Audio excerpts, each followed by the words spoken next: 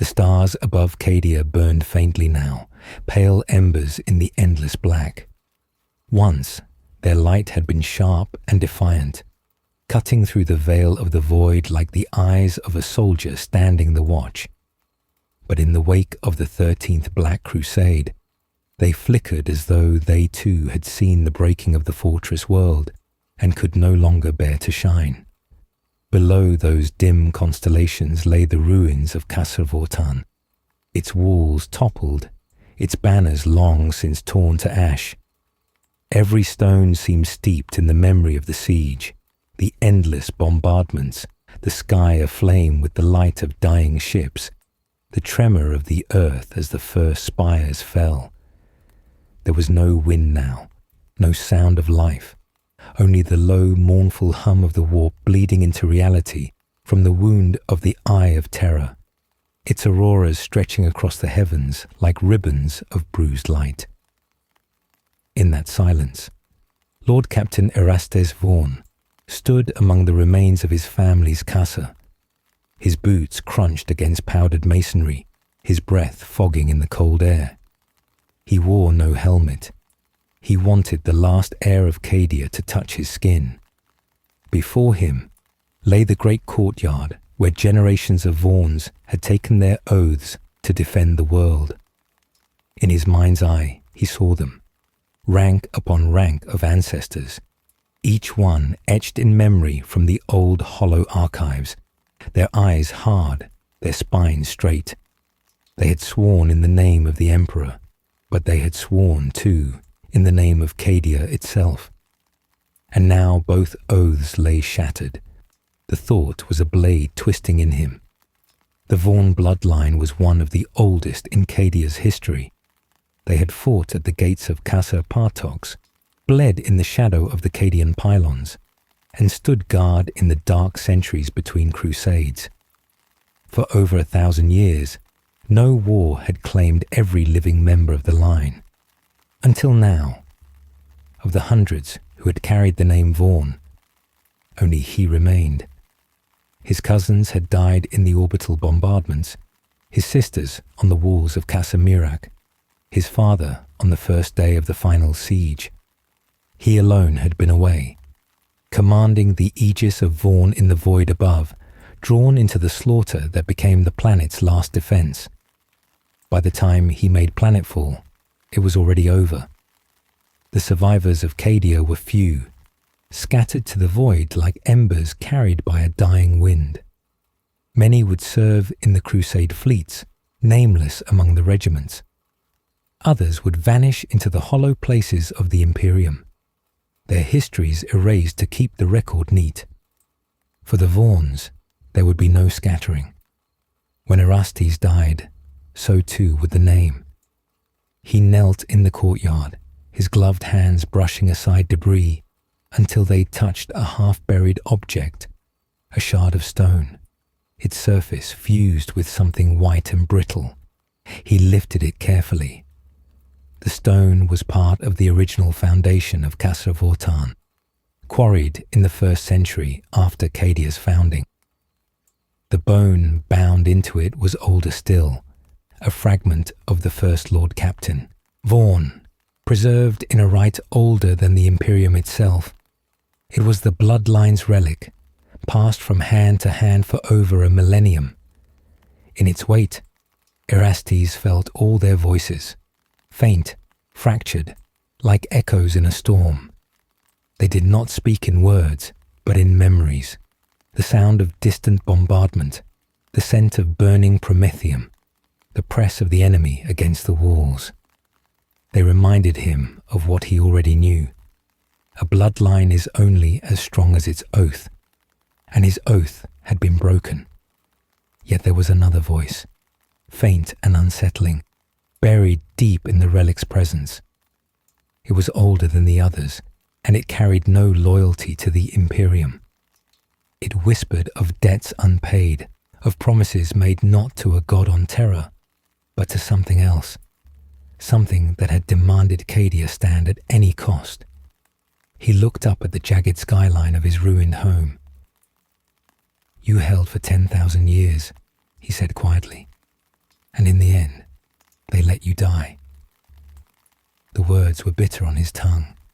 He had served the Imperium all his life, fought under its banners, obeyed its commands. But now, standing amid the bones of Cadia, he could not escape the thought that those commands had led here, that somewhere, in the maze of high command and holy decrees, someone had decided Cadia could be spent. He rose slowly, holding the relic against his chest. Around him, the ruins offered no answer, only silence. The warp light shimmered above like a wound that would never heal. Somewhere behind him, the Aegis of Vaughn waited, engines idling. He would leave soon, bound for orders that meant nothing now. But he would not go empty-handed. The relic would go with him. So would the question burning in his mind: who had truly killed Cadia? Before we begin the story, tell us, where in the world are you watching from, and what time is it there?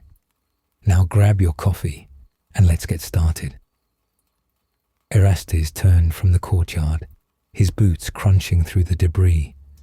As he crossed the threshold of the ruined casa for the last time, the warp wind rose faintly, as though whispering farewell or warning.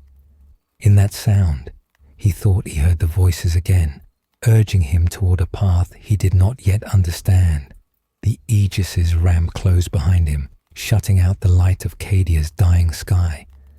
Moments later, the ship lifted, engines rumbling like the heartbeat of some ancient beast. Through the viewport, Erastes watched the surface fall away until the ruins were lost in the vast scar of the planet. The Eye of Terror loomed larger, a storm without end. Cadia was gone, but the bloodline story was not yet finished, not while he still lived.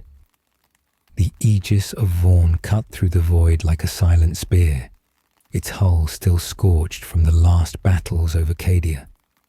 The ship had once been a proud escort frigate of the Cadian defense fleet, but in the weeks since the fall, it had become something else entirely, a drifting tomb for memories that would not rest. Its crew moved through the corridors, in silence, each one a survivor of the cataclysm below. Some bore wounds wrapped in fresh synth flesh. Others bore wounds deeper still, carved into the soul. In the captain's quarters, lit only by the dim glow of a hololithic star chart, Lord Captain Erastes Vaughn sat alone. Before him, on a low plinth of black steel, rested the relic, stone fused with bone, its surface etched with hairline cracks from centuries of passing hands. It seemed to pulse faintly in the low light, as if the fragment itself remembered the heartbeat of Cadia. Erastes stared at it for a long time, his hands resting on his knees. He had not slept since leaving the planet. Every time he closed his eyes, the courtyard of Casa Vortan rose before him again. Only this time the walls were whole, the banners snapping in the wind, and the ancestors were there. They stood in the ranks, silent, their eyes locked on him as though expecting an answer to a question he did not yet know. He reached out now, fingertips brushing the relic's surface. A jolt of cold went through him. The visions came instantly. A battlefield beneath a sky of fire. Warriors in the ancient Cadian plate of the founding era, their faces painted in war markings long forgotten. Among them, a figure with the same narrow eyes and hard jaw as his own, holding aloft the very relic before him. The vision twisted, the colours draining away, leaving only the pale light of the Eye of Terror, looming over a broken wall. The figure turned to him, not with pride, but with something closer to accusation. The voice that followed was like the sound of stone grinding in the depths of the earth. "You left your post." Erastes' breath caught. He pulled his hand away sharply, but the cold remained in his bones. The door chimed once, then slid open. "Caldus Rain, The ship's seneschal stepped inside. His grey uniform was immaculate despite the journey, and his one remaining organic eye regarded Erastes with the weary patience of a man who had served the same captain for too many years to be shocked by his silences. "You've not been to the bridge in 12 hours, Caldas said quietly. "I trust you to keep her steady. That's not why I'm here." Caldas stepped closer, his gaze falling to the relic. "You've been communing with it again." Erastes' eyes narrowed. "You speak as though it were a vice." "I speak as though I've seen this before," Caldas replied, folding his arms.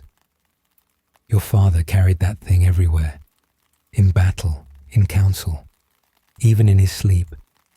By the end, I don't think he could tell where his own thoughts ended and the relics began." Erastes said nothing.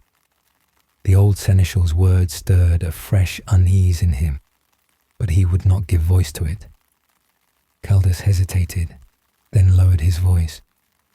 "There are rumours among the crew, whispers that we weren't meant to leave Cadia at all, that the orders came too late, or perhaps were never meant to save us."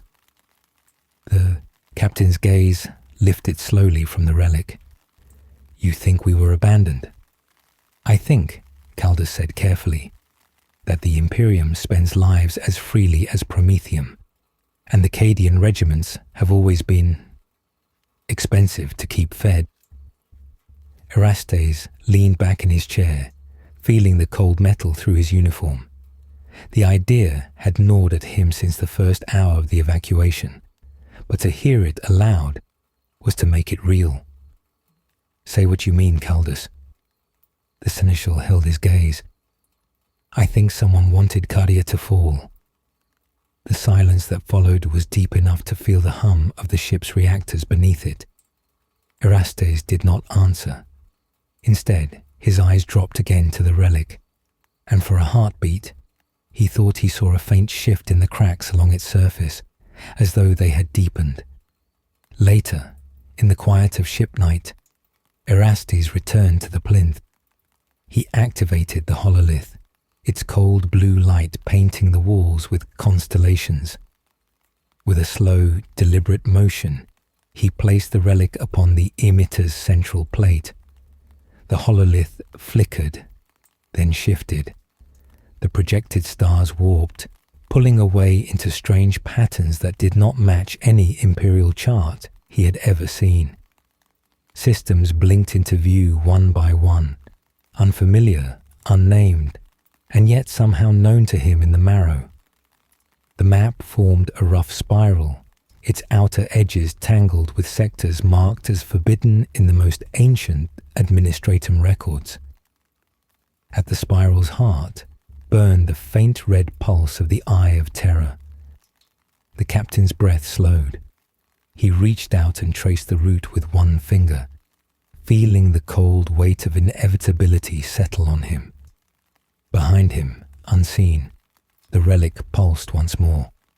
The Aegis of Vaughn drifted through the void, carrying its silent cargo of survivors toward unknown coordinates. Erastes Vaughn stood on the bridge, hands gripping the polished edge of the command console, his gaze fixed on the vast emptiness beyond the viewports. Every star seemed to burn with accusation. Every shadowed nebula whispered of a world that no longer existed. Cadia had fallen, and with it, the unbroken chain of his ancestors. He had spent nights replaying every decision, every order given and obeyed, searching for the moment where Cadia's fate could have been changed. None appeared. Only the stark realization remained. Survival had been arbitrary. The Imperium's command had chosen who lived, who died, and who would be erased. And he had been spared for reasons unknown, left alone with the relic and a crew bound by necessity, not by loyalty. The tension among the remaining crew was palpable. Soldiers who had once marched with him in formation now avoided his gaze. Some whispered that he carried a curse, that the relic itself had doomed them all. Others spoke of his visions, how he lingered before the relic for hours, muttering half-formed commands, staring at the stars as though seeking answers that had no place in the minds of mortals. Caldus Rain approached quietly, his mechanical eye reflecting the dim glow of the control panels. "Captain," he said softly, "your thoughts are heavy again. You've spent the past 3 hours staring into the void." Erastes did not turn. "I see the battlefield still. I hear the screams of those who cannot speak." His voice was low, almost a whisper.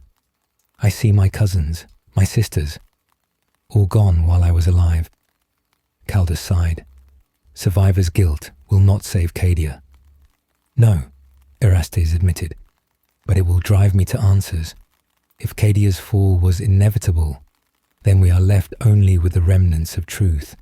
Someone wanted this outcome. I need to know why." The seneschal's mechanical fingers flexed. "And you think the relic holds it?" "I do not think," Erastes replied, finally turning to face him. "I know. The visions I have are not dreams. They are memories, buried deep within the stone and bone.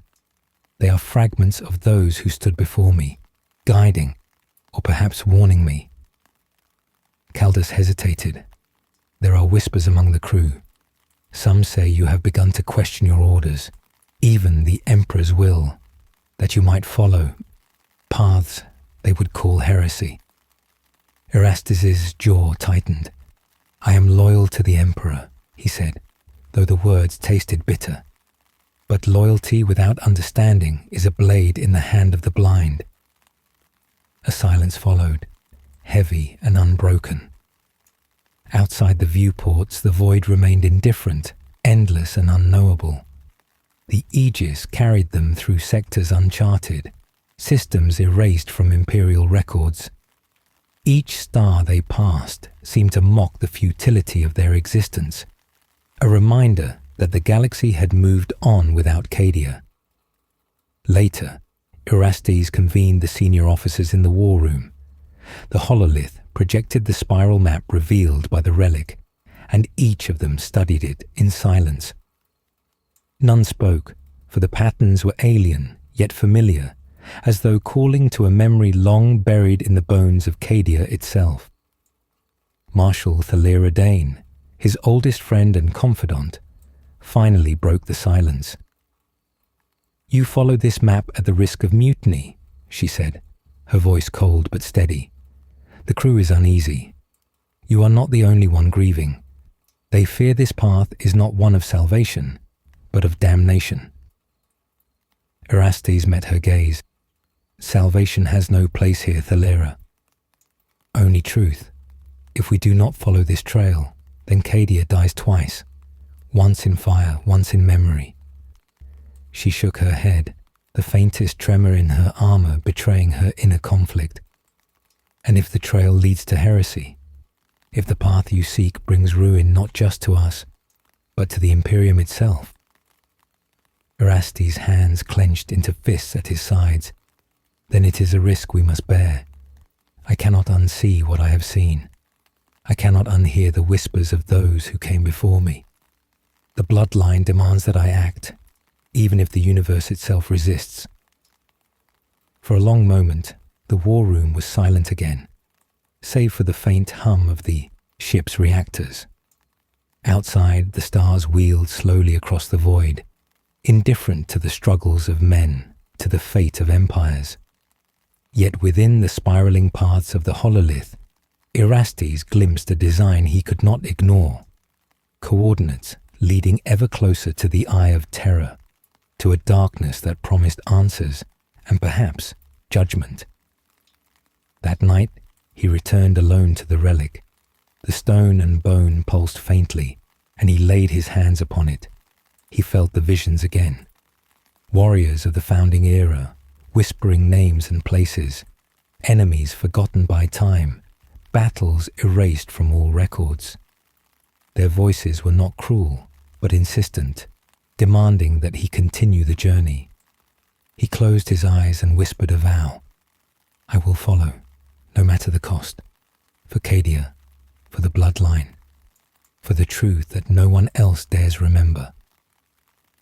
As the Aegis of Vaughn sailed onward through the dead corridors of space, the stars outside seemed to bend slightly toward the path the captain had chosen, and in that subtle bending of light, Erastes felt the first tremors of a journey that would demand more than courage, more than loyalty, more than even faith itself.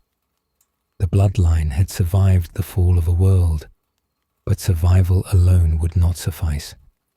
To understand, to endure, Erastes knew he would have to confront truths that might destroy him, or everything he had left. The Aegis of Vaughn moved deeper into the sectors that no imperial chart would acknowledge. Stars unfamiliar to the Adeptus Administratum blinked at them from across the void, cold and distant, as if the galaxy itself had willed these systems into hiding. Each jump through the warp left a faint trail of fatigue in the crew's minds, a lingering unease that no stimulant or rationed nutrient could erase. They were explorers of a forbidden map, charting places that the Imperium had long since decided were better left forgotten. Erastes Vaughn stood again before the hololith, tracing the spiral pattern the relic had revealed. Each coordinate corresponded to a world excised from imperial memory. Colonies that had vanished in bureaucratic purges, fortress worlds abandoned during past crusades, and sentinel stations lost in the shifting tides of warp storms. There were no living records, no authorized histories, no expectation that anyone would ever set foot there again.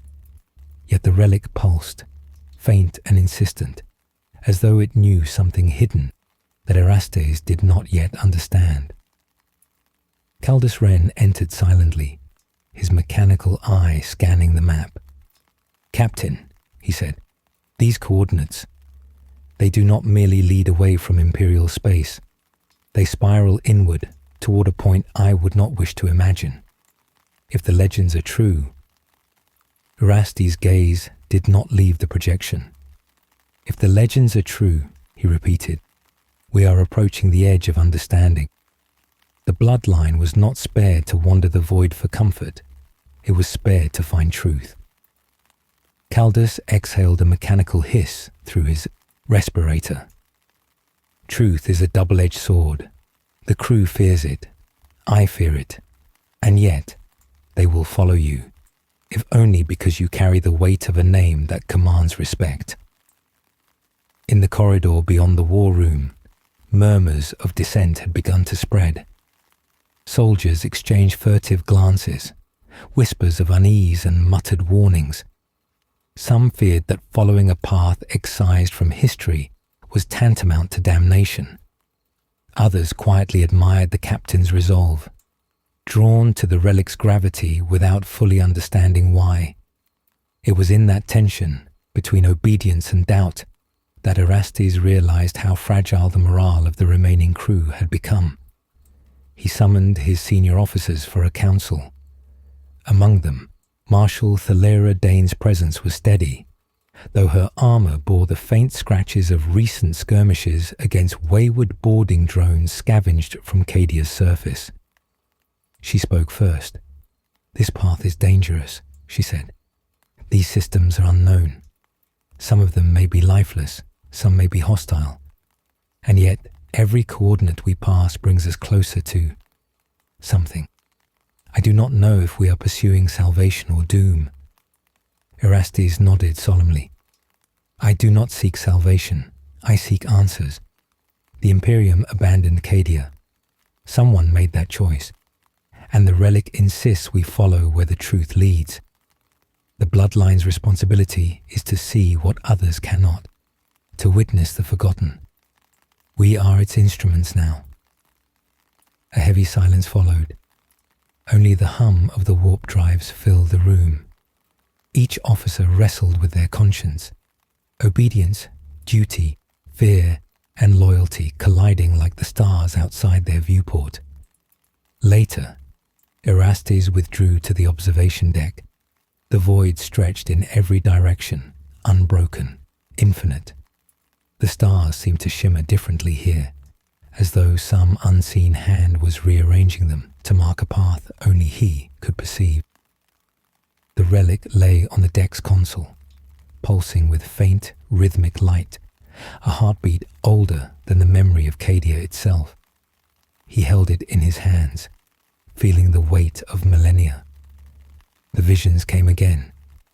Fortress worlds rising and falling, regiments marching into shadow, commanders swearing oaths to entities nameless and terrible. He saw the founding Vaughns, the first stewards of the bloodline, and their faces were grim, aware of a burden that would transcend centuries. Erastes whispered to the relic, "Show me what I must see. Guide me where the bloodline cannot fail, even when all else has." The ship shuddered faintly as it entered warp space once more. The stars elongated into streaks of silver and blue, and the Aegis felt both weightless and impossibly heavy, as though the universe itself pressed upon the hull. For hours, the vessel drifted through the void of unrecorded systems, and the crew felt the subtle pull of something immense and unseen. By the time they emerged from warp, the first planet of the forbidden coordinates loomed ahead. A fortress world, long, abandoned, its towers cracked, its surface scarred by centuries of neglect. The Cadian crest was faintly visible on the ruins, though distorted and weathered by time. Nature itself had begun reclaiming the surface, yet the aura of order and discipline lingered in the architecture, a ghostly testament to the planet's former glory. Erastes regarded the world in silence, sensing a connection stronger than mere geography. The relic pulsed against his chest. "Here," it seemed to say. "Here begins the first answer." Caldas stepped beside him, voice low. "And yet, I would caution you, Captain. The eyes of the past are not always welcoming. The truths we unearth may demand a price heavier than any blood we carry." Erastes did not respond. He already knew. Cadia had demanded the highest price. Now, the bloodline demanded that he pay it again, not for survival, but for comprehension. For every soldier who had fallen, for every wall toppled, for every banner burned, he would seek understanding. And if that understanding meant defying the Imperium, questioning oaths, or facing betrayal, then so be it. The ship descended toward the surface. Shadows of crumbling spires stretched like fingers across the barren ground. The wind, carrying dust older than the current epoch, stirred faintly. The relic's pulse grew stronger, resonating with something unseen, deep within the bones of the planet. As the Aegis prepared to land, Erastes turned to the crew assembled behind him. Their eyes reflected the muted glow of the planetary surface, uncertain, fearful, yet ready to follow. He raised a hand. "We are the last witnesses," he said, "the last of a bloodline that has endured more than any man should bear. What we find here may be the key to understanding why Cadia fell, why the Imperium allowed it, and what has been hidden from all eyes. Stand ready. What comes next will test us in ways we cannot yet imagine." The silence that followed was deep and complete. Outside, the ruined planet waited, patient and unyielding. Within it lay the fragments of a story older than any living memory, a story that demanded reckoning. And for Erastes Vaughn, the journey had only just begun. The surface of the abandoned fortress world stretched out beneath the Aegis of Vaughn, like a scar upon the galaxy.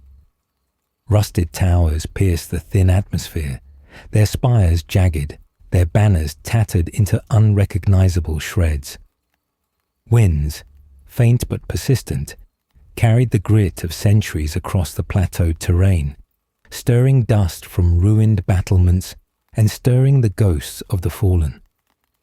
Erastes Vaughan stood at the edge of the landing bay, the relic clasped in his hands, as though its weight might anchor him against the memories flooding back. Caldus Wren moved beside him, silent as always, mechanical eye scanning the surroundings.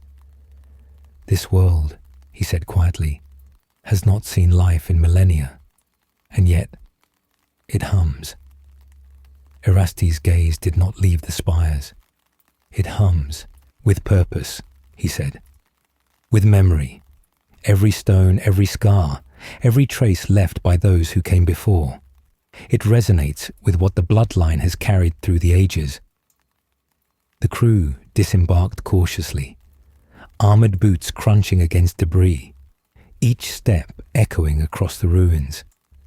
They moved in formations refined by centuries of Cadian drill, but there was an undercurrent of unease.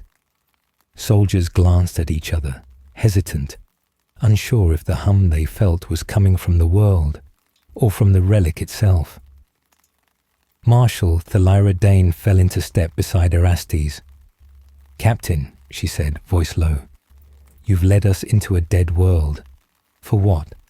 To uncover stones and bones long forgotten?" Erastes met her eyes. "To uncover the truth, Thalira.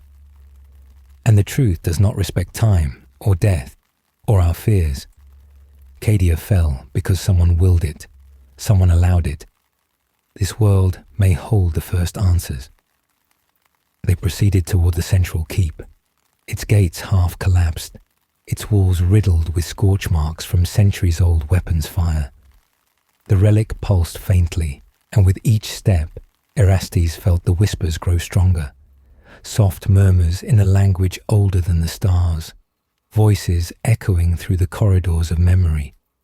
Inside the keep, the air was cold and stale, but there was an order to the decay. Bookshelves remained upright, though the tomes they held were brittle with age. Hololithic projectors flickered faintly with stored memory logs, and holograms of past commanders and soldiers danced briefly before sputtering into silence. Erastes approached one such flicker, hand raised. "Show me," he said. "Show me the history they sought to erase." The hologram activated fully, projecting a scene from centuries past. Soldiers drilled in formation, their armor glinting under the sun. A figure, older yet bearing the unmistakable jawline of the Vaughan bloodline, barked orders. Around him, cadets practiced maneuvers that had once been legendary in Imperial training manuals. The vision shifted abruptly. The sky darkened. Explosions erupted beyond the walls. Chaos forces poured over the horizon in waves, their forms twisted and alien. The soldiers fought valiantly, yet despite their discipline, the tide overwhelmed them. The hologram's Vaughan turned to address someone unseen, his voice almost pleading. "We cannot hold forever. Cadia demands sacrifice. We offer it willingly." Erastes clenched the relic. They knew what was coming, and still they held. Thalira spoke softly beside him. "They did not hold for themselves, Captain. They held for the generations that would follow. They held for the bloodline." A shiver ran down Erastes' spine. The weight of the lineage, the endless cycle of duty, sacrifice, and survival pressed upon him. The relic's pulsing grew more insistent, as though urging him to follow the path carved by ancestors long dead. "Every decision we make now," he whispered, "every step we take will either honor or betray them." As the crew explored the keep, they uncovered more artifacts of a life long erased. Personal weapons engraved with names, hololithic diaries containing tactical strategies, and ceremonial armor preserved through centuries. Each item told a story of loyalty, discipline, and the quiet despair of knowing that the fortress world might one day be abandoned. In the central hall, Erastes paused before a stone dais. Etched into its surface were the names of every Vaughn who had served Cadia faithfully. Hundreds of names spanning generations, culminating in a faint inscription scratched by a hand long dead. To endure is our burden. To remember is our duty. He traced the words with gloved fingers. Then we will endure, we will remember, and we will see this path through, no matter the cost. Caldus's voice was quiet, yet carried the weight of warning. Be cautious, Captain. The deeper we go, the more the past will reach out. Not all truths are kind, and not all legacies welcome the living. Erastes nodded. I understand. His eyes lifted to the faint red glow beyond the ruined battlements, the pulse of the relic echoing within him. But some truths demand discovery, and some burdens demand carrying. I will bear both. Outside, the winds of the abandoned fortress world stirred, lifting dust and debris in swirls across the scarred plains. The ghosts of the fallen seemed to watch, silent witnesses to the last Vaughn carrying the weight of the bloodline. Within the ruins, Erastes felt their presence, neither comforting nor threatening, only resolute. The path ahead was unclear, treacherous, and steeped in danger, but it was the path of duty, the path of truth. And so, the journey continued. Night fell swiftly over the fortress world, though the planet's thin atmosphere made darkness feel almost alien, a borrowed shadow across the ruins. Erastes Vaughn walked the corridors of the central keep alone, the relic tucked close to his chest. The crew had withdrawn to their quarters hours earlier, leaving him with the quiet hum of the dying systems and the faint pulse of the relic that guided him. Every step echoed, reverberating through walls scarred with centuries of warfare, reminding him of the lives that had once thrummed within them. He stopped before a shattered mural depicting the first generation of Vaughns, immortalized in ceremonial armor, faces stern and proud. They seemed to watch him, and in their eyes he saw not reproach, but expectation.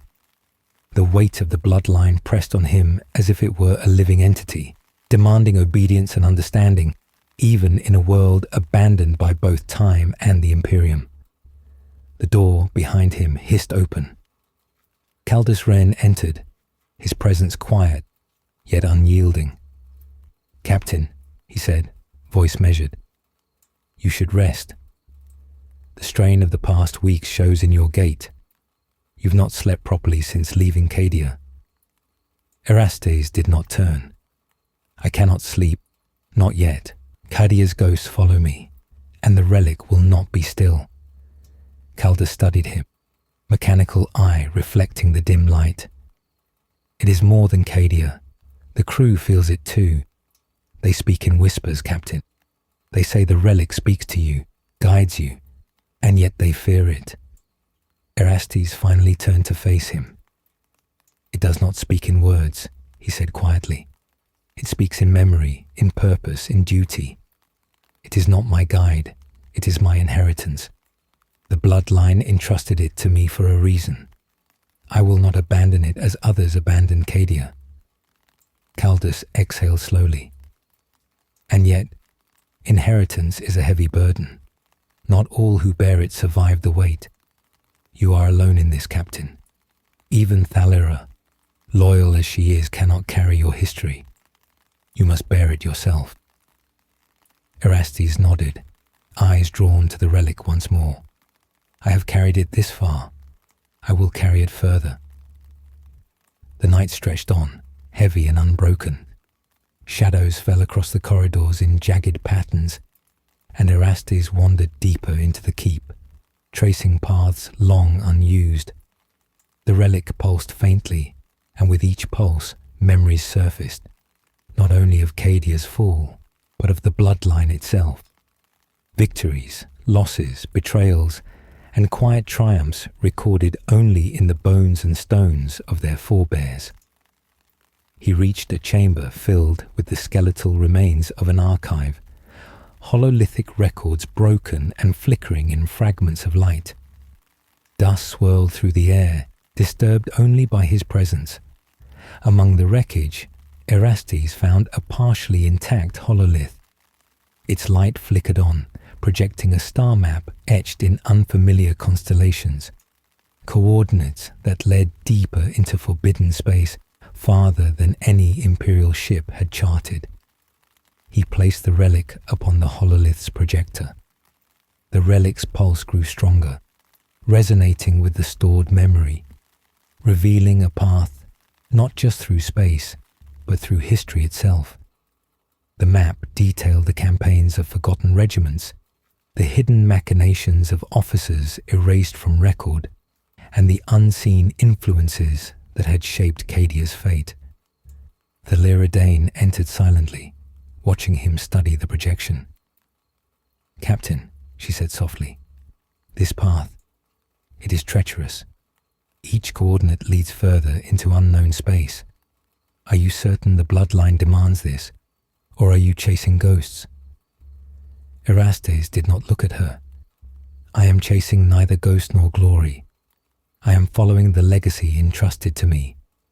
The bloodline has survived thousands of years because it endured the impossible. It survived because it carried the truth, even when none else could bear it. This path is its truth, and I will see it to the end." Thalira's eyes softened. "And if the path demands more than survival? If it asks for loyalty beyond reason, or sacrifice beyond measure?" He finally turned, the light from the hololith reflecting in his eyes. "Then we will give it. If the bloodline demands sacrifice, we will answer. If it demands truth, we will bear it. And if it demands betrayal, then we will endure that too, for the sake of all that has come before."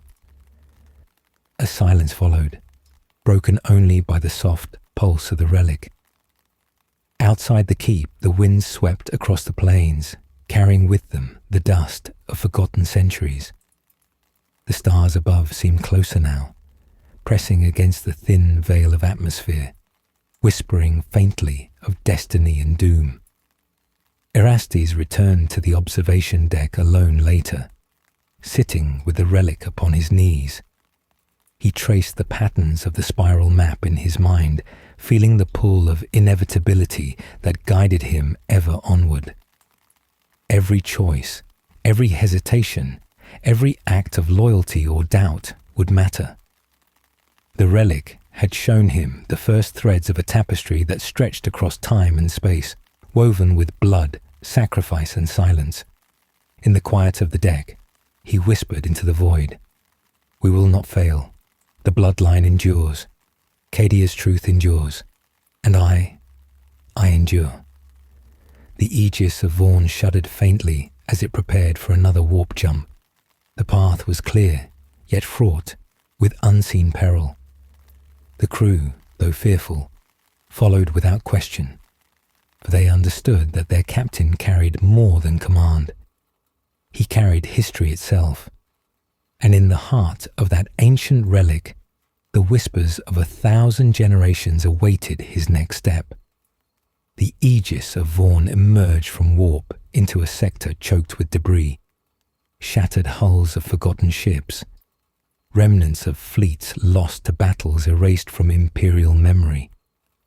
Stars burned dim behind the wreckage, their light filtered through the drifting wreckage like sorrow through a shattered heart.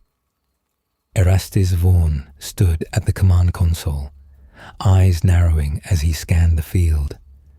The relic pulsed faintly against his chest, each beat a quiet insistence, a reminder that this path was unavoidable. Caldus Reen's mechanical eye swept over the debris. "Captain, sensors indicate no life forms aboard the wrecks, yet the patterns of destruction are deliberate, not random. It seems as though a hand guided these deaths, even after centuries." Erastes' fingers clenched around the console. A hand, yes, but whose? And why? Cadia fell because someone willed it, Perhaps this aftermath is their message, their warning. Marshal Thaliridane stepped beside him, her voice taut with tension. And if it's more than a warning, if it's a trail designed to draw us out, to expose us. Erastes did not respond immediately. The relic pulsed stronger now, and through its light, he glimpsed visions of fleets. Warriors in ancient Cadian armor, unbroken in formation, fighting enemies not recorded in history. They fell in waves, and still the spiral path continued. Somewhere beyond the wreckage lay the truth, waiting. "Prepare boarding parties," he ordered finally, voice low but unwavering. "We investigate the nearest wreck. The bloodline demands that we see everything, know everything." The crew moved silently, descending in armored suits through airlocks into the drifting graveyard of stars. Erastes followed, the relic strapped securely to his chest. The closest wreck was a Cadian battleship, almost unrecognizable, torn apart by fire and kinetic force. Its markings were centuries old, yet the design bore a familiar weight, the sigils of command, the crest of the Vaughns. Inside, shadows stretched across corridors, twisting in impossible ways. The hum of dormant systems thrummed faintly, disturbed by their presence. Erastes paused at a shattered control room. The hololithic records flickered weakly, projecting fragments of battle logs, maintenance schedules, and tactical reports. But beneath them lay encrypted data, almost invisible, a record of maneuvers and fleets that should never have existed. He activated the relic. Its pulse intensified, resonating with the hololith. Through its light, he saw the faces of officers long dead, and among them one figure stood out, a commander bearing the unmistakable Vaughn features, eyes hard and calculating, yet tinged with fear. He spoke without words, his intentions clear through the visions. "Protect the secret. Survive at all costs. Do not trust the Imperium." Erastes swallowed, a chill travelling down his spine. "They knew," he whispered. "They foresaw betrayal even as they fought. And yet, they survived to leave this warning. They survived so we could see it." Caldus, examining a nearby console, murmured, "Captain, there are traces here. Not of the Imperium, not of chaos. Something else. A presence older, cunning, and patient. It left these fleets not to fight, but to instruct, or perhaps to test." Thalira's voice was sharp. "And if we fail the test, if the path the relic shows us is a trap?" Erastes turned to her, eyes hard. "Then we endure. The bloodline survives because it bears burdens others cannot. Every challenge, every betrayal, every shadowed intent must be met with strength. If we falter, then all the sacrifice of Cadia, of our ancestors, will have been in vain." The shadows of the wreck stirred. Sensors blinked faintly. Movement detected. Shapes emerged from the corridors, unliving forms, constructs of bone and alloy, humanoid yet twisted, their purpose unclear but unmistakably hostile. The relic pulsed violently now, as if warning him of the danger ahead. "Engage defensively," Erastes commanded. "We do not provoke unless provoked, but we do not retreat." The first clash was sudden. The constructs moved with precision, striking with weapons that hummed with unknown energy. The Cadian veterans fought valiantly, each movement a testament to centuries of discipline. Sparks flew, armor scorched, and yet the relic pulsed steadily, guiding Erastes, as if the ancestors themselves moved through his hands. Through the chaos, he glimpsed the truth forming. This world, these fleets, the relic, everything was a test of will, of loyalty, of endurance. Betrayal was written into the very stars, a challenge not just to his command, but to the very spirit of the bloodline. Hours later, the battle ended. The constructs lay dismantled, their secrets partially uncovered. Hololithic files decrypted through the relic's resonance revealed coordinates and timelines of operations unknown to any Imperial record. Erastes studied them, breath heavy. Every answer leads to another question. Every victory carries a warning. Thalira approached, wiping dust from her armor. "Captain, you drive us forward with certainty, yet I fear what lies ahead. We are following a path that no one alive was meant to walk." Erastes held the relic, its pulse calm now, almost serene. "Then we will walk it anyway, for the bloodline, for Cadia, for truth outside the void stretched, silent and indifferent." The stars shimmered faintly, as if acknowledging the resolve of a captain and his crew, willing to endure the rising shadows and betrayals to uncover a legacy that had survived millennia. The journey had grown perilous, the stakes higher than ever. Yet Erastes knew that retreat was impossible. The relic pulsed, the path unfolded, and the bloodline's mandate demanded that he follow it to the end, whatever that end might be. The aegis of Vaughn left the wreck-strewn sector behind, entering a region where the stars themselves seemed to pulse with unease. Warp signatures twisted unnaturally here, and sensors relayed conflicting readings. Time dilated, space bent, and faint whispers echoed across the comm arrays. Erastes Vaughn stood at the bridge, relic pressed to his chest, feeling the ancient artifact vibrate in resonance with something unseen in the void. "Captain," Caldus Rain said quietly, "these readings are inconsistent, not entirely warp anomalies, not entirely natural. Something is manipulating the very fabric of space." Erastes did not respond immediately. He had come to understand that warnings often arrived as riddles in the bloodline's language, cryptic, indirect, and unyielding. "Then we proceed cautiously," he said finally. "Every distortion, every echo is a test. The bloodline demands it." Marshal Thalira Dane approached, her armor scuffed from previous encounters, yet her gaze was sharper than ever. "A test," she repeated, voice low. "Or a trap. We've already faced constructs and ambushes meant to deter us. How do we know the next step isn't the same?" Erastes turned to her, eyes glinting in the dim light of the bridge. "We do not know, and that is precisely why we cannot falter. To falter is to dishonor centuries of endurance. We move forward because the bloodline cannot stop, because Cadia's memory cannot stop." Below decks, the crew whispered among themselves. Some feared the increasing presence of warp distortions, others muttered of curses carried by the relic. Yet every member followed, drawn by the same force Erastes felt, the pulse of a legacy older than any mortal reckoning. As the aegis drifted deeper into the sector, sensors detected a derelict station orbiting a shattered world. Its architecture was alien yet familiar, built of blackened alloy interlaced with crystalline conduits. The station radiated authority, though long abandoned, and as they drew closer, the relic's pulse intensified, throbbing like a heartbeat. "Docking protocols," Erastes commanded.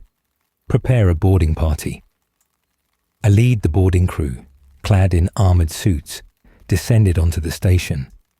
The air was thin, yet breathable, as if the world itself had preserved the environment for visitors long forgotten. Shadows moved in deliberate patterns, though no life could be detected. Erastes led them into the central chamber. There, amidst the darkness, lay an artifact unlike any he had encountered, a crystalline structure, translucent yet impossibly dense, with internal light shifting like a storm trapped within its walls. The relic pulsed in resonance, a soft, insistent vibration that echoed through the chamber. listening, Caldus muttered. Erastes stepped closer, hand hovering above the crystal. It is waiting, he corrected. And it recognizes the bloodline. The pulse is not random. It is a response, a signal, something ancient, aware, and patient beyond measure. The chamber trembled. Shadows coalesced, forming humanoid figures. Not flesh, not fully metal, but something between, their forms shifting like smoke through iron. They regarded Erastes and his crew without hostility, yet every movement carried purpose. One figure stepped forward, voice resonating like stone grinding against stone. The bloodline comes. The bloodline endures. And yet, the path you follow carries shadows, Captain Vaughn. Shadows that may turn even the closest ally against you. Erastes' hand tightened on the relic. I understand, he said. I have seen the sacrifices. I have felt the betrayals that time and circumstance demand. We endure, regardless. The bloodline survives because it will bear what others cannot. The figures retreated, leaving behind a data matrix etched into the crystalline walls. The hololithic projection activated, revealing fleets and fortresses lost from Imperial history, operations erased deliberately by hands unseen. The maps trace the movement of enemies, allies, and unknown entities, creating a web of influence that stretched across centuries and sectors. Thalira leaned over the projection, her voice tense. This is more than history. These are strategies, manipulations, betrayals written across space itself. Whoever created this knew Cadia's fall would come and prepared to guide or test whoever survived. Erastes traced the lines with a gloved finger, feeling the weight of countless decisions, of generations of commanders, and of the bloodline itself. This is our trial, he whispered, not merely to survive, but to understand. Every fleet, every fortress, every shadowed whisper leads us forward, and we will follow it. Outside the station, the shattered world orbited silently, the light from its dying sun casting fractured rays through the crystalline corridors. The crew felt the oppressive presence of history pressing against them, a reminder that the galaxy itself remembered, even if the Imperium had forgotten. Erastes turned to Thalira. We are nearing the point where loyalty and betrayal converge. Keep the crew focused, keep them alive, and keep the bloodline intact. She nodded, though the weight of unspoken fears lingered between them. For in the distance, beyond the fractured sectors and the ruins of forgotten empires, something watched, patient, calculating, and indifferent to mortality. The journey continued, and with every pulse of the relic, Erastes knew the next confrontation would demand more than courage. It would demand the essence of the bloodline itself, the endurance of Cadia's memory, and the willingness to face truths that no mortal had yet endured.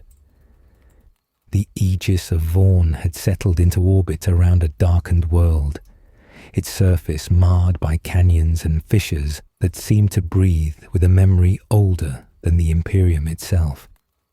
Erastes Vaughn stood at the observation deck, relics secured against his chest, staring into the abyss below.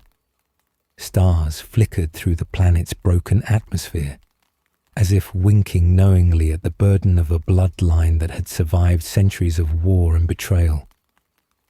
Caldus Wren entered silently, as always, mechanical eyes scanning both the deck and its master.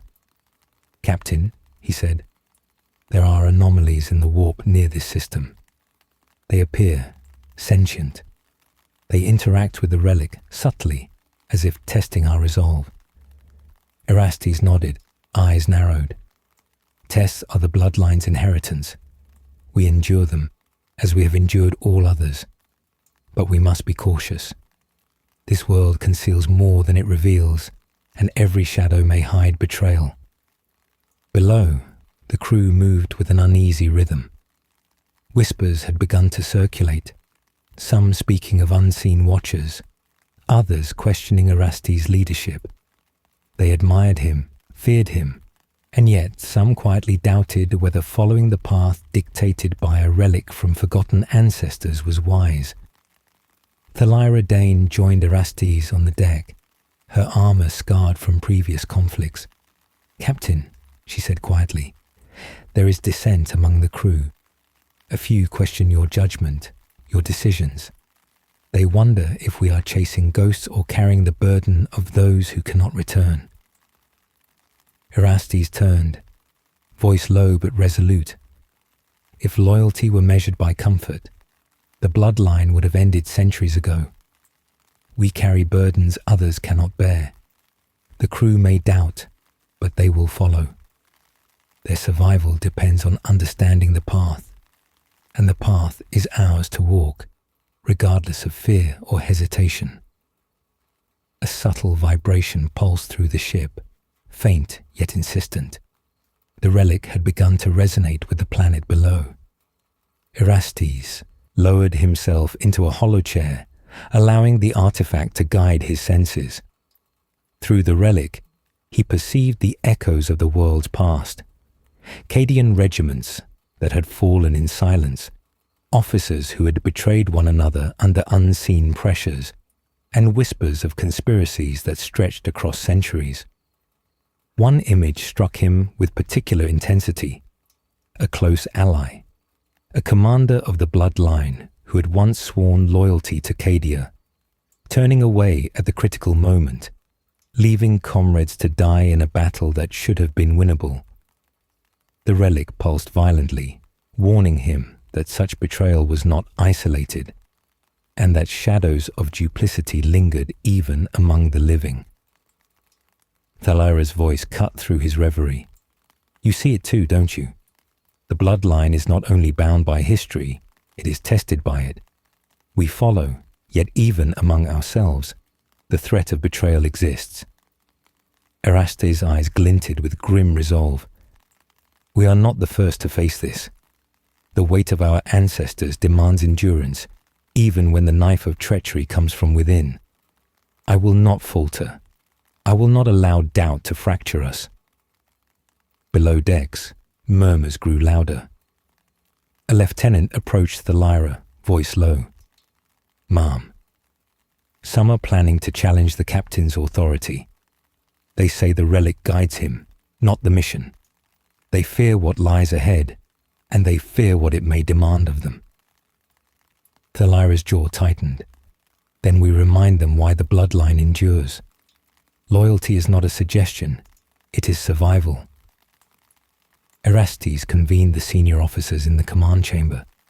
The hololith displayed the fractured landscape below, fissures glowing faintly with geothermal activity, as if the planet itself carried memory in molten veins. "This world," he began, "is more than terrain. It is history, betrayal, and endurance crystallized into form. The relic shows us the path, but it also reveals the dangers. Not all threats come from without. Some come from those we trust most." He paused, letting the words sink in. "We will descend to the surface in squads. We will retrieve the data, uncover the truths hidden here, and confront any who would betray us, alive or dead.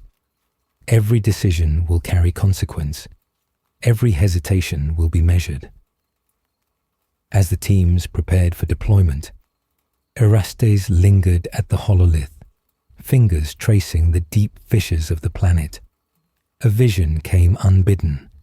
Soldiers turning on one another in the heat of despair, commanders torn between duty and self-preservation.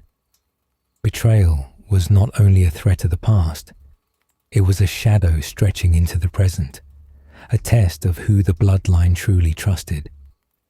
The first squads entered the fissures, descending into the labyrinthine canyons below. The relic pulsed with growing intensity, as though calling to something buried beneath the surface.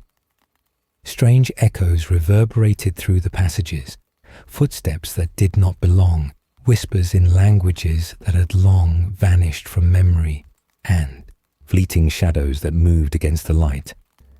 Thalira reported back through comms. "Captain, we are not alone down here. Something watches, waits, and it knows we are coming." Erasti's jaw tightened. "Then we meet it. We endure as we always have. The bloodline is tested by betrayal, by shadows, and by the weight of history. And we will prevail. For Cadia, for the bloodline, for truth." As the squads disappeared into the depths, the ship trembled slightly, a reminder that even in orbit, the shadows of the world below could reach them. The journey had grown more perilous. The lines between loyalty and treachery blurred, and Erastes knew that the choices made in the coming hours would ripple across the bloodline for generations to come. The relic pulsed, a heartbeat echoing across time and space, and Erastes understood fully. The trials ahead would demand more than courage. They would demand endurance of the soul itself. The fissures yawned below the surface like the jagged teeth of some slumbering leviathan. Erastes Vaughn descended with his squad, the relic pulsing faintly against his chest, a heartbeat tethering him to both past and purpose. The air was thin, acrid with the smell of minerals burned in ages long past. Every step echoed in the labyrinth, a reminder that silence in these canyons was a predator as deadly as any blade. Marshal Thalira Dane moved beside him, her voice almost swallowed by the canyon winds. "Captain, these tunnels, they are alive. The readings fluctuate, as if the planet itself senses our intent." Erastes' eyes scanned the twisting corridors. Shadows shifted in unnatural patterns, and faint whispers seemed to drift along with the wind, neither entirely sound nor thought. "The planet remembers," he said softly. "Every betrayal, every victory, every sacrifice. Cadia's memory endures, even here." Ahead, the squad encountered the first of the anomalies. Constructs, skeletal yet strangely elegant, blocked their path. Unlike previous encounters, these were not mindless. Their movements were deliberate, anticipating attacks, countering with precision. "Engage defensively," Erastes commanded. Bolters flared, echoing off jagged walls. Sparks and shards of metal rained across the squad. Yet each soldier moved as one, disciplined, precise, a living testament to centuries of Cadian training. Amid the chaos, the relic pulsed violently. Erastes felt a presence, one not wholly corporeal, brushing against his mind. Visions flashed, officers betraying their squads, comrades turning blades upon one another, whispers of mutiny from long-buried voices.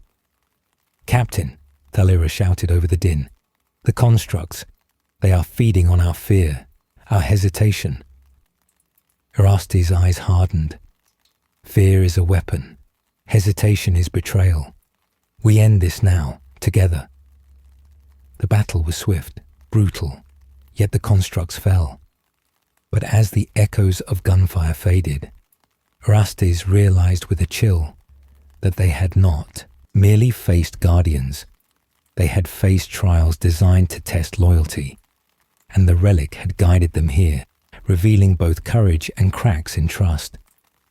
Deeper in the fissures, they discovered the chamber that held the truth, a hololithic archive, massive and intricately protected, its light pulsing in harmony with the relic.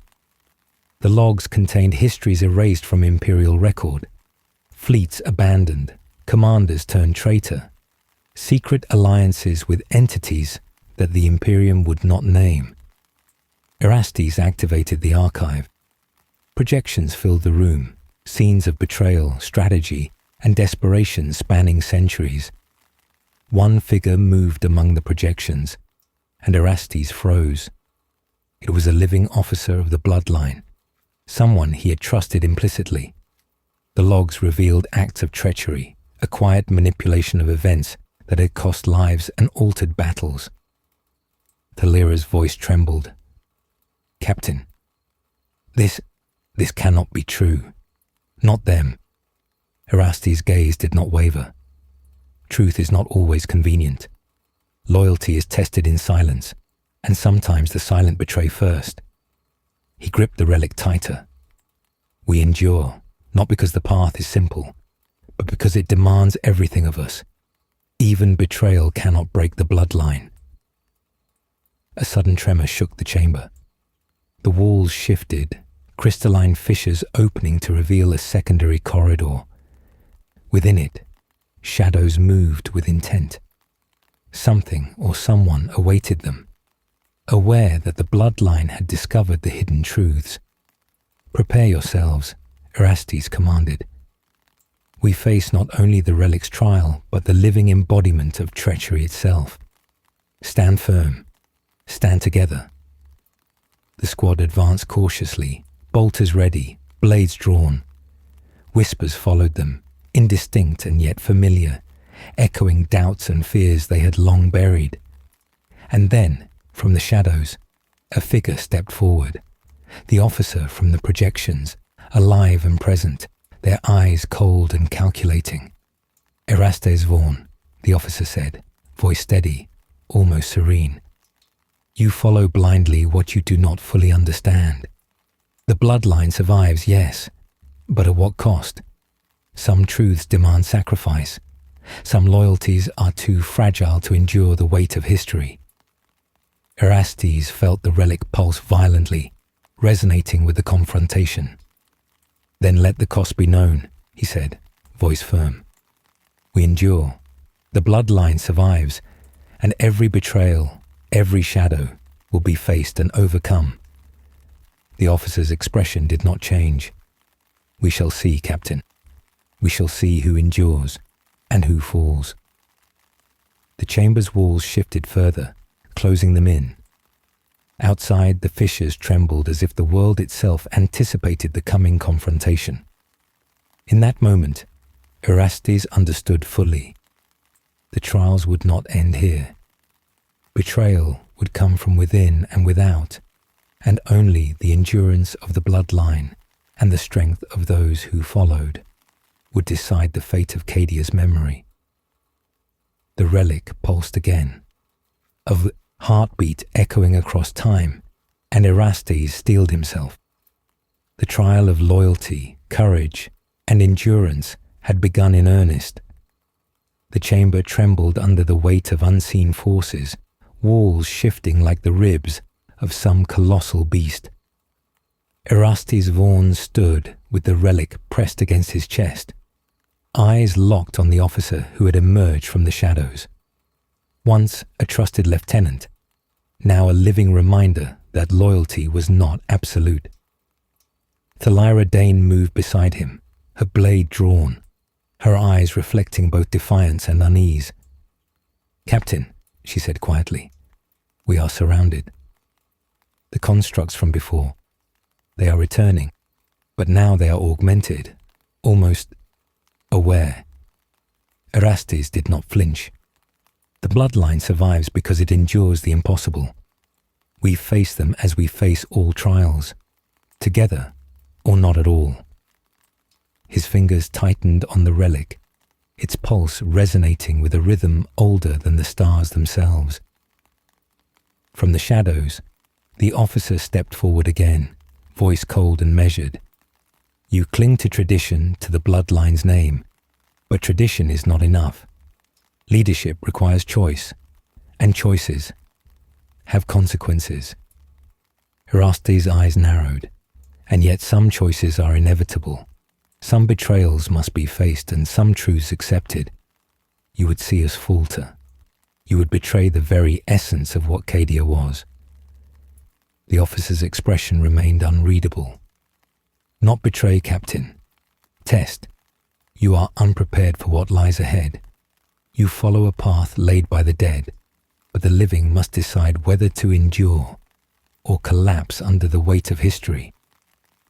Suddenly, the chamber shuddered violently.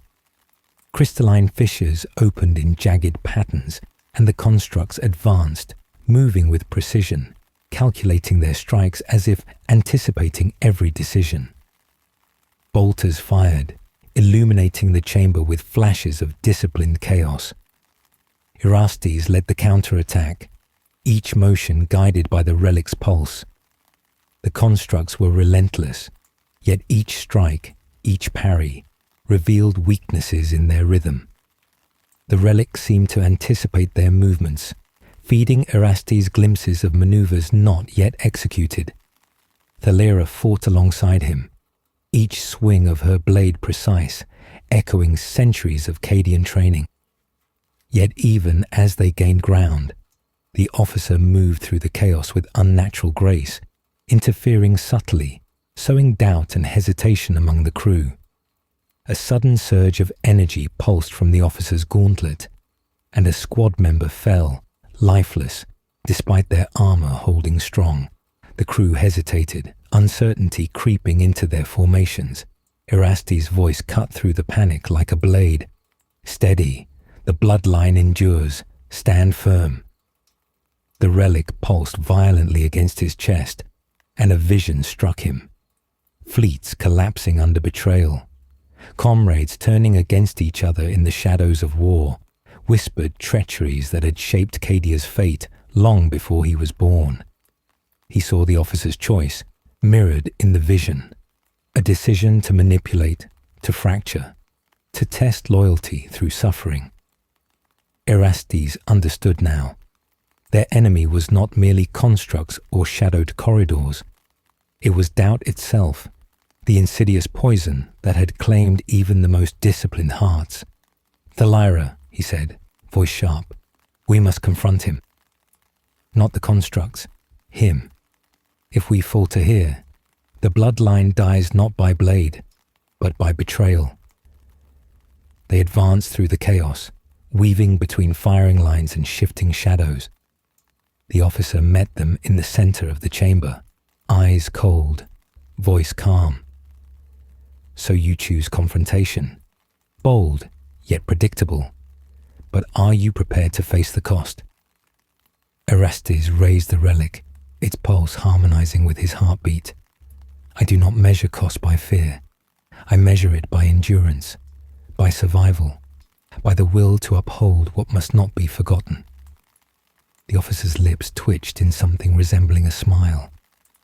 "Then let us see whose will prevails. Let history judge." The ensuing clash was swift and brutal. Steel met steel, energy coursed through gauntlets, and the chamber echoed with the cries of combat. Each strike carried not only physical force, but the weight of centuries. Every decision, every betrayal, every sacrifice that had defined the bloodline's legacy. Thalera parried a lethal strike, countering with precision, her movements guided by trust in Erastes' command. The constructs pressed closer, yet the relic's pulse revealed openings, moments of vulnerability, strategies unseen by mortal eyes. Finally, Erastes struck the officer with a decisive blow, forcing him back. But even as he staggered, the relic pulsed again, revealing the next stage of the trial. Deeper corridors, more treacherous challenges, and shadows of betrayal yet unseen. The chamber fell silent, save for the breathing of the living and the soft hum of the relic. Erastes stood over the fallen officer, gaze steady, voice low. "This is but the beginning. Loyalty is tested in silence, betrayal revealed in shadows, and the bloodline endures." Thalera joined him, her hand resting on his shoulder. "Captain, the crew has seen what lies ahead. The weight of history, the cost of truth. They are frightened." Erastes nodded. "Then let them be. Fear tests courage, and courage defines the bloodline. We move forward, not because the path is easy, but because it is ours to walk, together, or not at all." Above, the fissures shifted, and the world itself seemed to acknowledge the choice. Outside, stars dimmed in sympathy, the void echoing the trials endured within the heart of a captain and his crew. The bloodline had survived centuries, yet the true test, the collision of loyalty, betrayal, and endurance, was only just beginning. And Erastes knew, with absolute certainty, that the decisions made in the coming hours would ripple across generations, defining not only his fate, but the legacy of all who bore the mark of Cadia. The corridors of the subterranean labyrinth seemed endless, shadows stretching like fingers across walls scarred by time and violence. Erastes Vaughan pressed forward, relic humming steadily against his chest, each pulse guiding him through twisting passages, warning of hazards unseen.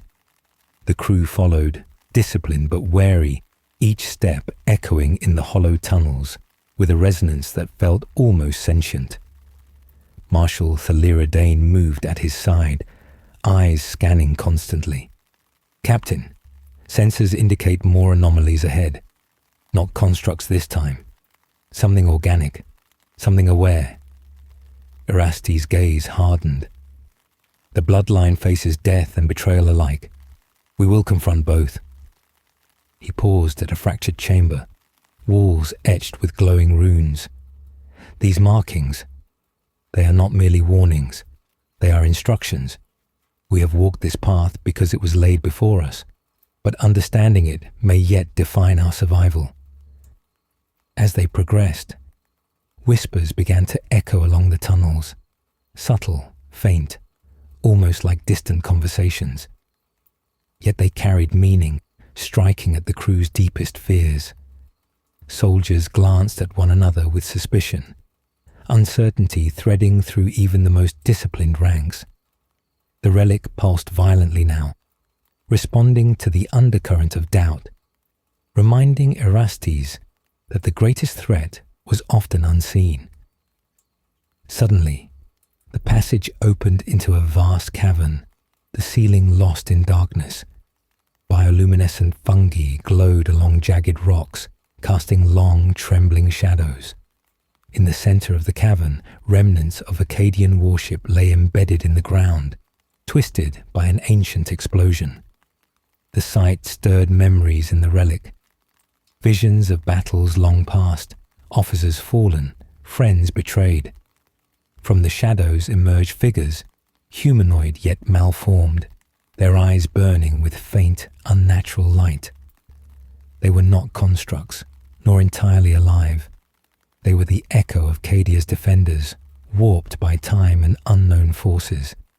They advanced, silent but inexorable, testing the squad's coordination, patience, and resolve. "Hold formation," Erastes commanded. "The bloodline endures. Do not break." Blaster fire lit the cavern in bursts of crimson light. The malformed figures moved with intelligence, anticipating each maneuver, exploiting hesitation. Soldiers fell, some frozen in fear, others wounded by the unexpected precision of the attackers. Amid the chaos, Erastes felt a familiar presence, the officer who had betrayed in shadows before. He had not followed them here physically, yet his will seemed to echo through the labyrinth, subtly guiding the corrupted defenders, sowing doubt in the crew's hearts. Thalira shouted over the din, "Captain, they are not just testing strength, they are testing loyalty. Fear and doubt are weapons here." Erastes' gaze fell on the relic. Its pulse intensified, guiding him to the heart of the cavern. He understood that to survive, they could not merely fight. They had to trust one another, to confront the insidious manipulations that had already fractured the crew in subtle ways. "Thalira," he called, voice cutting through the chaos. "We must strike at the source." "Follow me." They advanced, moving through shadows and shattered metal, until they reached the embedded warship. Its bridge remained intact, protected by layers of debris and wards that flickered with residual energy. The officer's influence was strongest here. The relic resonated violently, signaling both danger and opportunity. Erastes activated the ship's interface, a fusion of Cadian technology and alien constructs. The hololithic projection revealed a web of manipulation. Plots buried in time, alliances broken before they were formed, loyalty tested to the breaking point. The officer's role became clear.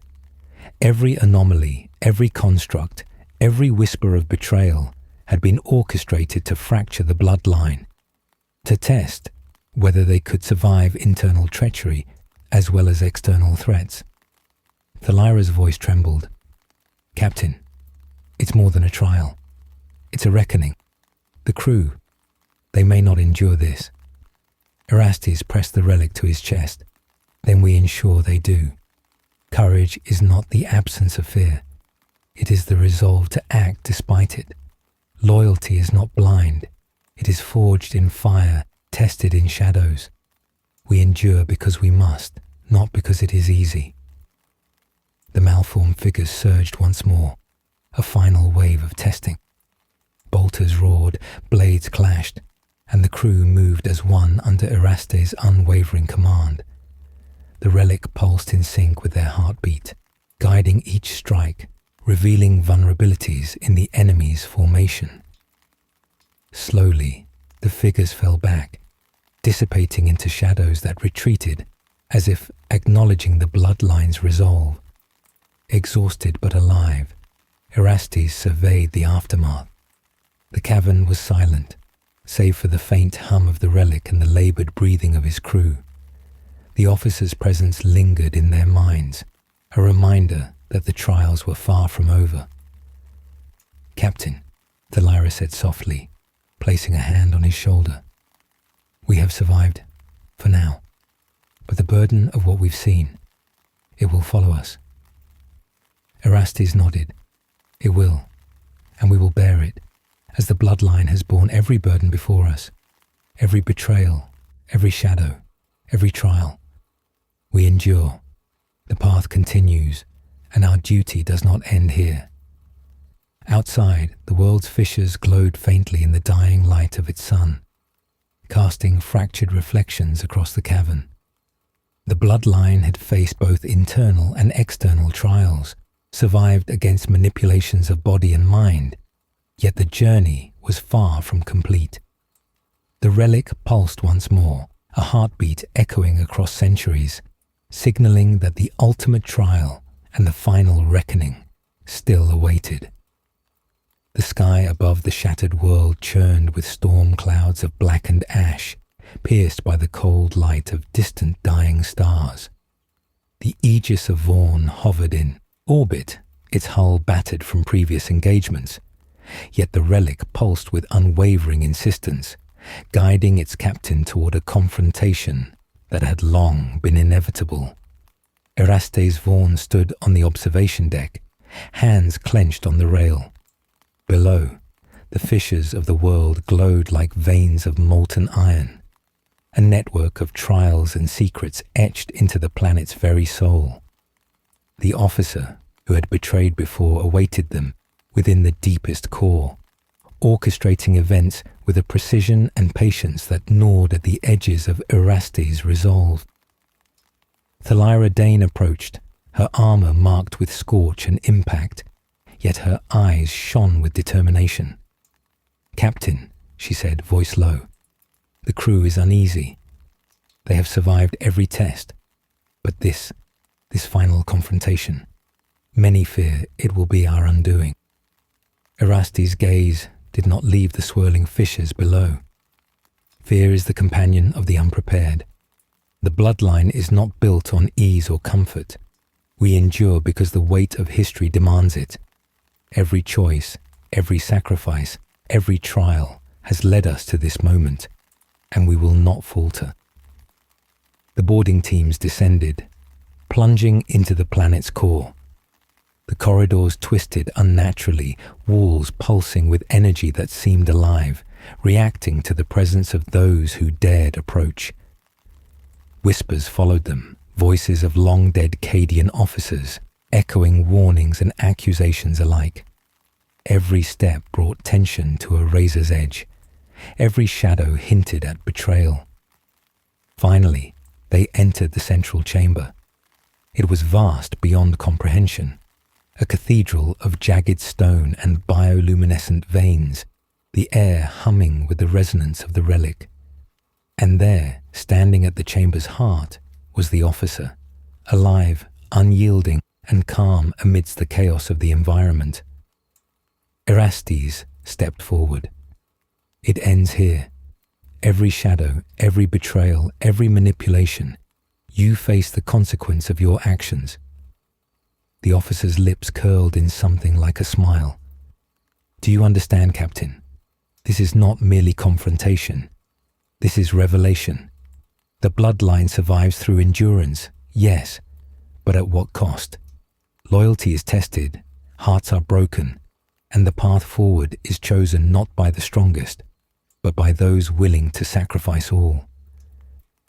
A pulse radiated from the officer, warping the chamber, summoning the remnants of corrupted constructs and spectral echoes of fallen Cadia soldiers.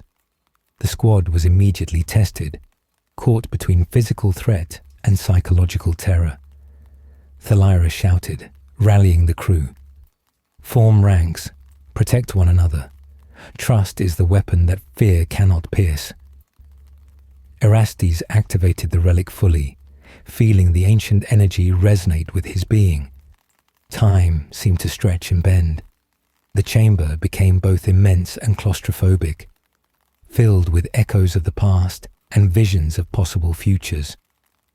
Every betrayal ever committed within the bloodline unfurled before him, yet also illuminated paths of courage and endurance. The officer advanced, and Erastes met him in combat, blades clashing in a storm of light and shadow. Each strike carried centuries of history, the failures of the Imperium, the triumphs of Cadia, the weight of loyalty and the sting of treachery. As they fought, Erastes glimpsed another truth. The officer's manipulations were not entirely malicious. They had been designed to forge the crew, to test their bonds, to ensure that only the truly committed could survive the ultimate reckoning. Yet the cost was immense, and countless lives hung in the balance. Thalira moved beside him, her blade cutting through the manifestations of doubt and fear. Captain, we cannot falter. The crew's faith is fragile, but it is ours to protect. Erastes nodded, every strike synchronized with the relic's pulse, every movement a testament to endurance and will. At last, with a precise, unwavering blow, he disarmed the officer, forcing him to kneel amidst the wreckage of spectral illusions. Breathing heavily, Erastes spoke. The bloodline endures, not because we are perfect, not because betrayal never comes, but because we face it, together, and choose the path forward regardless of cost. The officer's gaze met his, unflinching. Perhaps you are the captain Cadia needed. But remember, every victory demands sacrifice. Not all who survive will endure in spirit, and not all who are loyal will remain unbroken. The chamber stilled, the echoes of the past receding, leaving only the tangible, living presence of the crew. Soldiers looked to one another, bruised and scarred, yet united by the trials they had survived. The relic pulsed softly now, a heartbeat that marked both conclusion and continuity, signaling the end of one test and the beginning of the next stage in their journey. Erastes turned to Thalira. We have faced the culmination of deceit, shadow, and doubt, and we have endured. But the galaxy does not yield. The battles, the trials, and the consequences of history will continue. Our duty is to endure, to lead, and to ensure that the memory of Cadia, the bloodline, never fades. Outside, the dying sun cast fractured light across the fissures, illuminating both ruin and resilience. The crew had faced the ultimate trial, confronted betrayal, and emerged intact. though the scars, both seen and unseen, would remain. The bloodline had survived, but at the cost of innocence, comfort, and certainty. The relic pulsed once more, a soft, insistent reminder.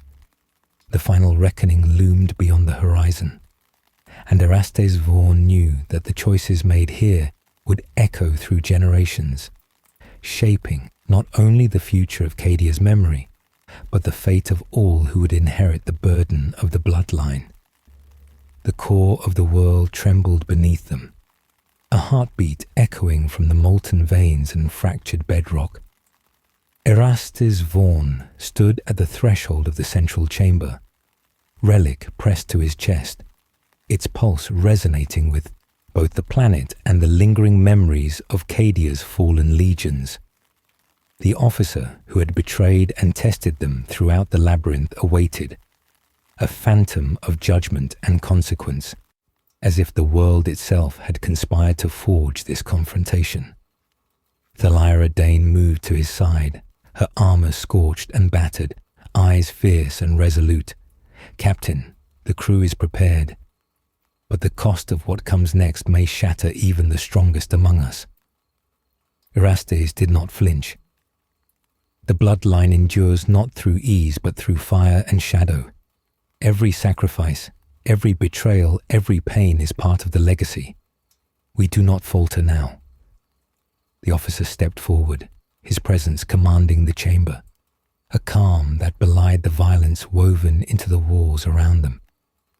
"Erastes Vaughan," he said, voice echoing like stone. "You have survived every trial, faced every illusion, endured every whisper of doubt. Yet this is the final reckoning. Loyalty will be weighed, sacrifice will be demanded, and only the resolute will emerge unbroken." The chamber shuddered violently, as if responding to the weight of their confrontation. The relic thrummed in Erastes' hands, revealing flashes of the past, present, and possible futures.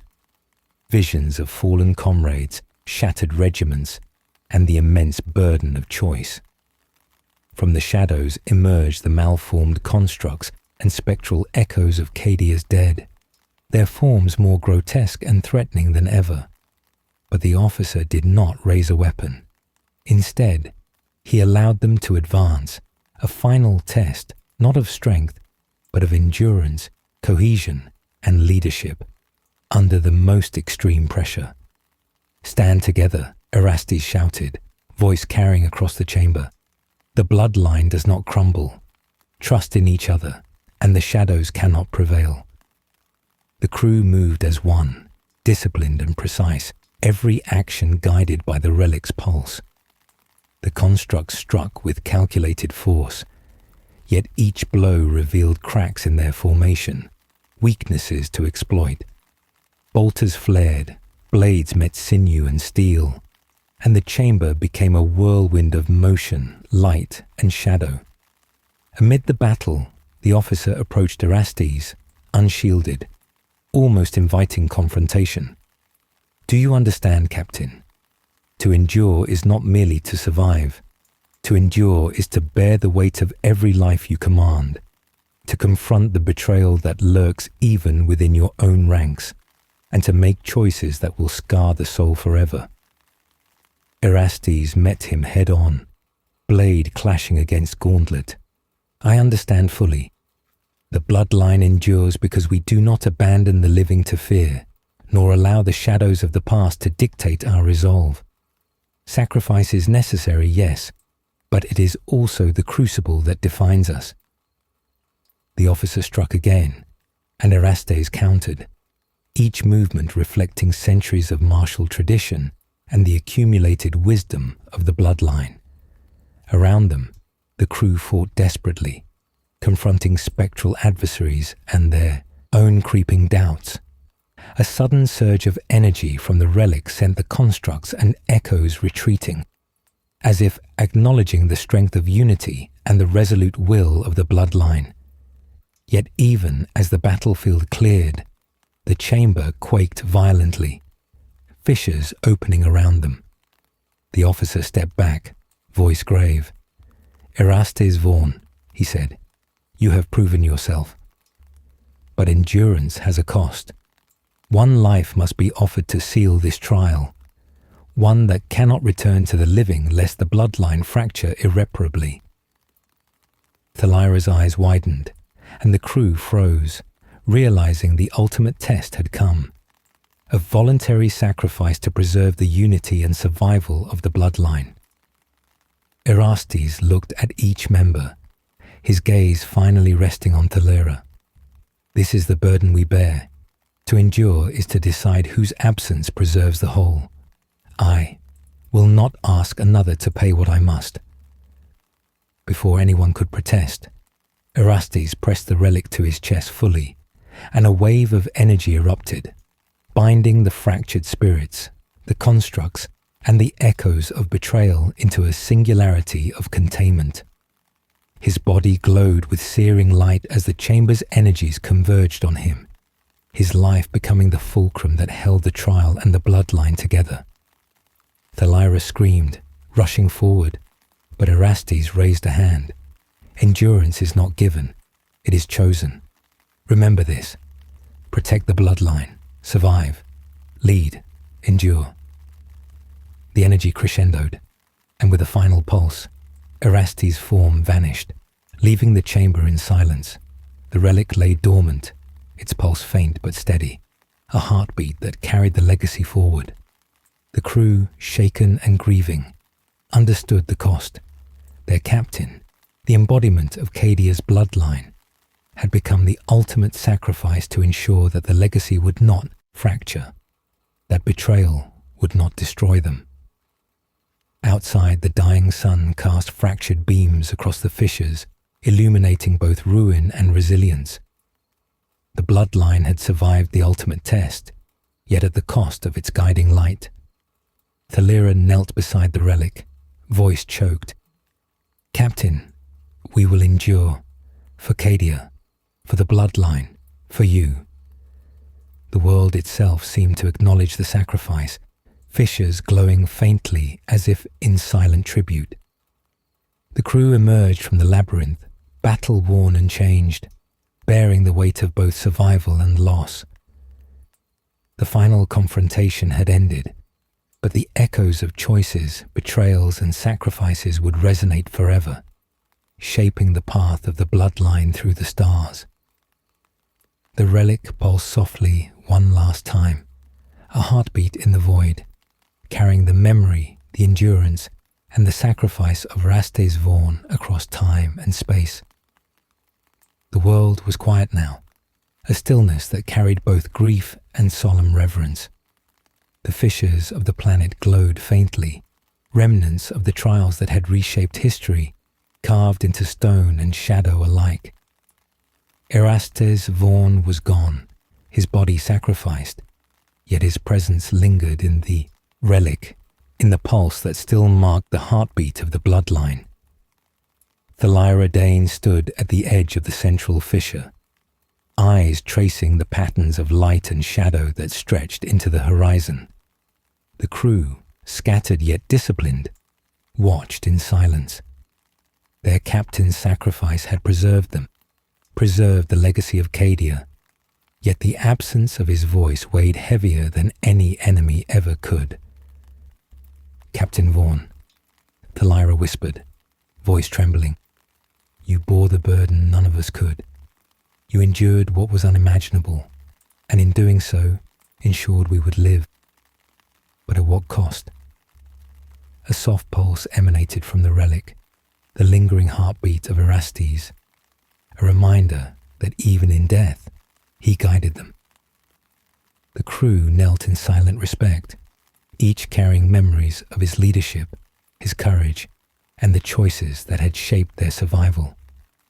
Outside, the sun's light fractured through the storm clouds, casting the world in hues of fire and ash. The remnants of the enemy forces lay scattered, defeated not merely by strength, but by unity, by the courage to confront fear, betrayal, and despair. The bloodline had endured, but it was a legacy forever marked by sacrifice. Thalira raised her voice, steadying herself, addressing the crew. We carry forward what he gave us, not merely survival, but purpose. The bloodline is not defined by one life, but by the enduring will of those who follow. We will remember Erastes Vaughan, and through memory, ensure Cadia's spirit remains unbroken. The crew move forward, navigating the fissures and ruins, their steps echoing in the silence. Each footfall was both a tribute and a testament. Survival demanded sacrifice, loyalty required courage, and the weight of history must be carried, even when the light of guidance is gone. In the heart of the labyrinth, the relic pulsed faintly, its energy a tether to the past, a reminder that the legacy of Cadia and the bloodline was not gone, it had transformed. Erastes' sacrifice had crystallized into a memory, a pulse that would guide, warn, and inspire future generations who dared to walk the path of endurance. Thalira knelt again, placing her hand upon the relic. "You are gone from the living world, Captain, but not from our hearts. The bloodline endures because of you, and though the galaxy will change, though empires rise and fall, the memory of your courage will remain eternal." The fissures glowed brighter for a brief moment, as if acknowledging her words, before dimming into a soft, steady glow. The crew emerged from the depths into the twilight of the dying sun, weary, scarred, yet resolute. The galaxy was vast, filled with unknown perils and betrayals yet to come. But the bloodline, tempered by sacrifice and endurance, would navigate it, carrying both the memory of Erastes Vaughan and the indomitable will of Cadia. Time passed, as it always does.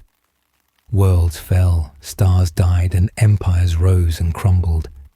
Yet across the void, whispers persisted of the captain who gave all to preserve a legacy, whose pulse endured within a relic, guiding those who dared to stand against the darkness.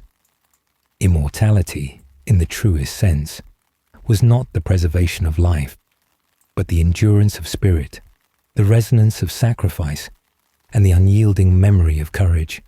And so, the bloodline survived, not without loss, not without grief, but with the knowledge that even when the brightest light falls, its echo can endure, shaping the galaxy in ways unseen, uncounted, but eternal. The relic pulsed one final time as the sun dipped beneath the horizon. Shadows stretched across the world, long and unwavering, like the memory of Erastes Vaughan, stretching across time, space, and the hearts of those who would continue the fight. The bloodline would never return unchanged, but it would never truly fall. In silence, in memory, in the heartbeat of the relic, the story endured.